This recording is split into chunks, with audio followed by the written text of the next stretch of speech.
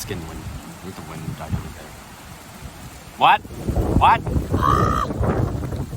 Dang, 10 minutes of talking?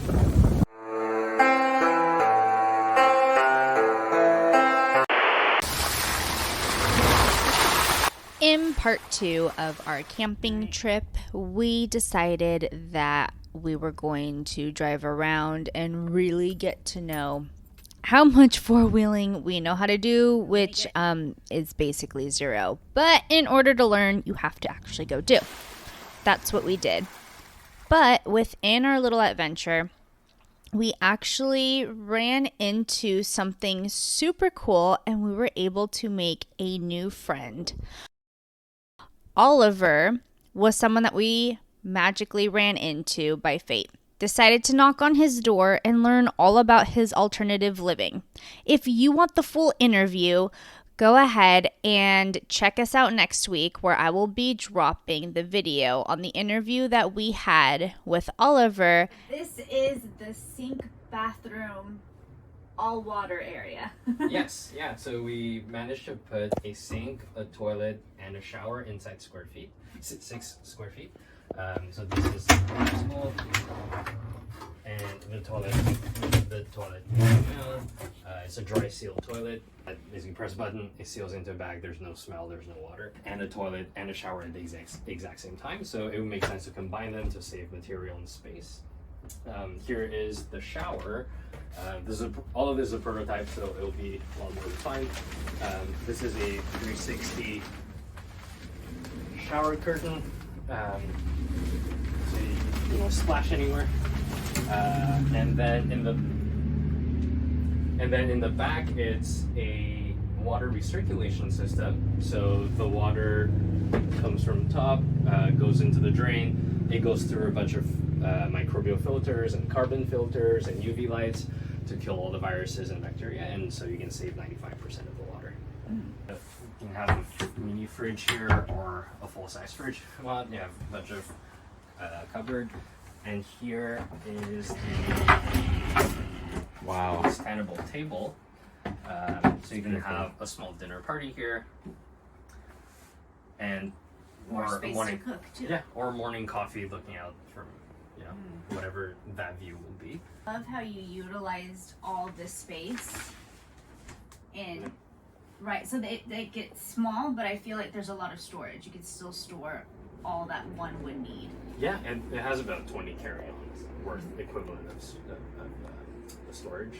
So yeah, we're trying to make it as small as possible on the outside, so we don't need necessarily a permit, and as big as possible on the inside, or at least how it feels with the storage, multi-use furniture, and the window, the large floor ceiling window here. I definitely like how the ceiling is a little higher than usual. So where would you sleep at night? Yeah, so this table actually stays parallel to the ground, so I don't need to clear everything. You can leave a cup. Oh, that's nice. Yeah. Notebook.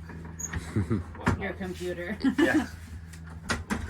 And this is the bed.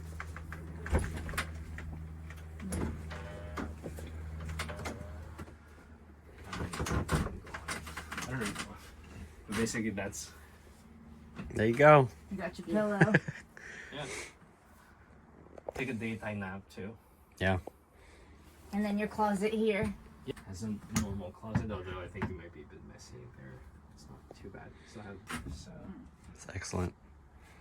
For more information, go ahead and check out Go Tiny Box on Instagram at Go Tiny Box, or go ahead and check out our interview that will drop next week.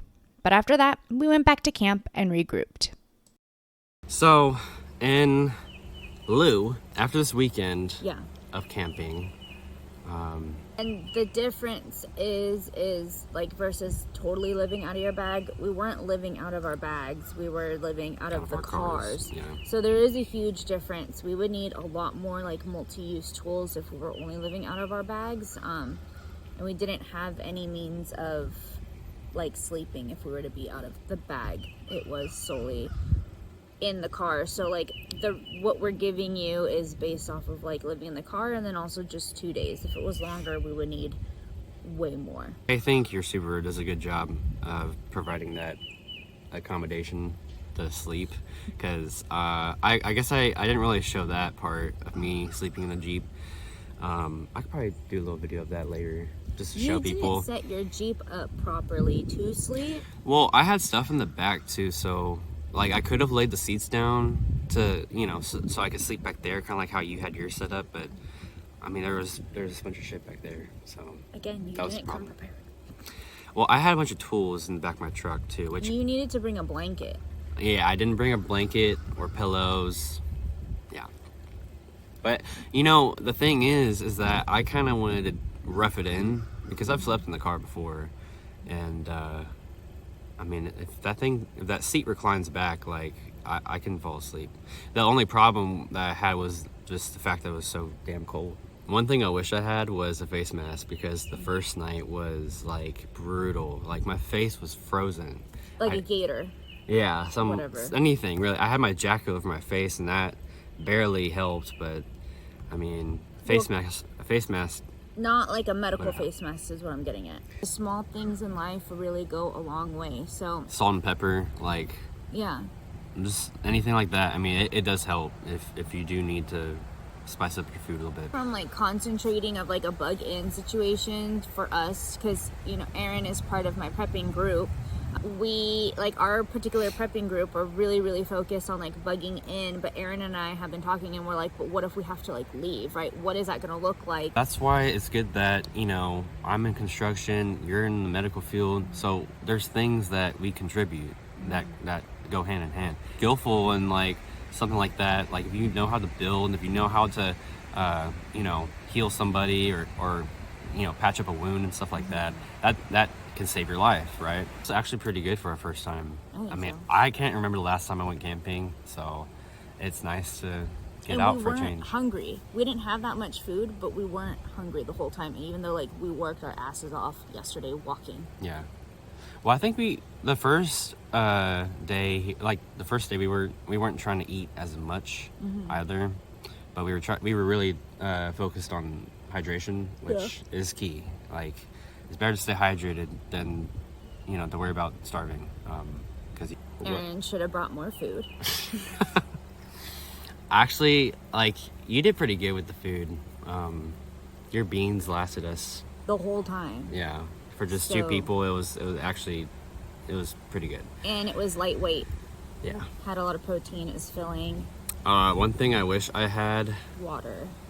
More water. More water. I wish I had that bottle that you bought. Full bottle that I bought. Yes, it's from Walmart. It was for something. Go get you one. It's pretty brand new. The first time I used light it. and collapsible. I mean, yeah, it's pretty cool. I mean, there's pros and cons to it, right? We only came across one safe water spot, like one safe area to collect water. One other spot, but it did look like foggy. Sketch. Yeah. It wasn't. It was a little more stagnant than the one we found. I mean, we really got lucky because all the other creeks they were like stagnant. So, like we said, you don't really want to try your luck with that water source. Flowing water is your best friend, really. And I mean, you want to find we found a spot that was pretty shallow too. So the water actually looked clear on that end. Well, all the creeks are shallow, but that was the one creek where the water was clear. The other ones you couldn't see the bottom or barely, like it was foggy. But you don't want to be dependent on like, oh, I'm always going to come across that. I'm always going to come across that, right? So like when you do come across it, take advantage of it. So I guess that's like the learning experience, is not taking water for granted. I was kind of hogging the water, I'm not gonna lie. He drank my whole water. He didn't bring water. That's another thing he needs to do, is bring water. Well, we will. But we were have able to, worry about that. refill at the creek. Well, hydrate, because we didn't have a way. Yeah, you couldn't really like refill your cup with it. That's the unfortunate part too. Dirty water, and then you want to have a container for clean water, and so then that way you can filter out. So again, like using the pump to filter the water from the dirty water bottle into the clean water bottle, and then that way you can fill up the clean water bottle with water and then fill up the dirty bottle with water, and then as that clean water depletes, you fill it up with what you have. So you have two, you're basically carrying two water bottles. You can't fill up your water that you're drinking out of with dirty water, clean it, and then put it back in, because that's how you're still gonna get sick. It's just you a did hassle. nothing. Yeah, It is. I do like that, you know, collapsing that thing actually gives you a little more space, but anyway. Really surprised at how good that water was, though, from the creek. Yeah. And we didn't get sick. Dude, we didn't. So it worked. That was so cool to like test that out and that to see it actually work. It was, yeah, like I definitely can trust that now for sure. 2 gallons per person per day is a real thing, because we definitely used a gallon, if not, yeah, about a gallon just for the 2 of us a day for like washing dishes. But all we did was wash dishes, or like kind of like wash our hands, because we used the baby wipes to shower. We worked, like we sweat a lot yesterday. Yeah, we did. I'm kind of surprised how much we didn't smell. Yeah. Like, Well, honestly, I could smell myself, but I didn't hear any complaints, so. I don't know if I was stuffed up. I think me personally, I need more multi-use tools. I wish that we had an axe. Yeah. Although my shovel was awesome, I do wish that we had an axe. Or even like a hatchet. Yeah. Yeah, well, when we were here, I saw quite a few guys, you know, they have hunting gear and shit like that. Because it is hunting season. Yeah, I don't know what they're hunting, but... probably hunting deer. No, because what's his face said deer season's over. Socks, and although the boots are good for actually walking, I wish I would have brought, like how you did, Crocs for like when you get to camp to kind of let your feet breathe. Yeah, insulated pants go a long way, especially in the wintertime. It's not too cold down here. We did have a little freeze the other day, so I mean, you definitely want to be prepared when you're in the winter season, even if you're down south, because you never know, right? When shit hits the fan, you don't have weather reports, right? The television, nothing's working, so you kind of have to just pack what you think you're gonna need Be ready during for the season. Extremes of your area. Some people were prepared. That freeze wasn't too bad. And warmers, that was aggressive. I know. It was like aiming for me. I would have been better if I didn't have to share my blanket with some people. A blanket. And you had 2 more blankets. So It's you strategic. you definitely she definitely did not hold back with her blankets, and I like to be warm when I sleep. yeah, so that's something I probably should have thought about. Cause yeah, if it gets too damn cold and you don't have anything to warm up with, what are you gonna do? I had fun. It was nice. It was very like I feel like we did a lot, a lot of walking, a lot of hiking. I'm definitely sore from that. Yeah, I mean I'm actually not as it's not as bad as I thought this morning, but I don't know. I don't want to jinx myself. More coffee.